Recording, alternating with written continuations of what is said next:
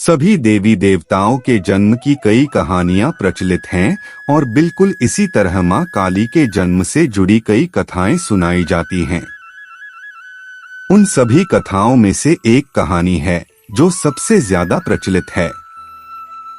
बात उन दिनों की है जब एक शक्तिशाली राक्षस दारुण का अत्याचार तीनों लोकों में बढ़ गया था। तीनों लोकों में सभी इससे बहुत परेशान थे। सारे देवता दारुण के हाथों मात खा चुके थे।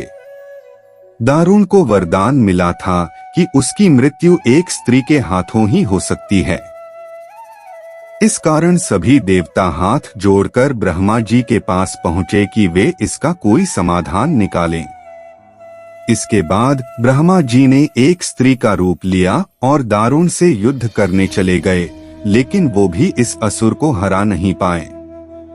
अंत में सभी देवता ब्रह्मा जी के साथ भगवान शिव के पास गए और उनसे प्रार्थना की कि वे कुछ करें। सभी की प्रार्थना सुनने के बाद शिव जी ने मुस्कुराते हुए माता पार्वती की तरफ देखा। उनका इशारा समझते हुए माता पार्वती ने अपनी शक्ति का एक अंश निकाला। वह एक चमकता हुआ तेज था जो देखते ही देखते भगवान शिव के नीलकंठ से होते हुए उनके शरीर में प्रवेश कर गया।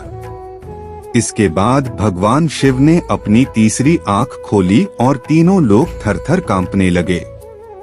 भगवान शिव की तीसरी आंख खुलने के बाद वह शक्ति उनकी उस आंख से बाहर निकली, जिसे देखकर वहां खड़े सारे देवता घबरा गए। उस शक्ति ने एक विशाल और रौद्र स्त्री रूप ले लिया था। उनका रंग रात सा काला गहरा और जुबान खून जैसी लाल थी। चेहरे पर आग सा तेज था और माथे पर तीसरी आंख थी। इस तरह राक्षसों को खत्म करने के लिए हुआ मां काली का जन्म।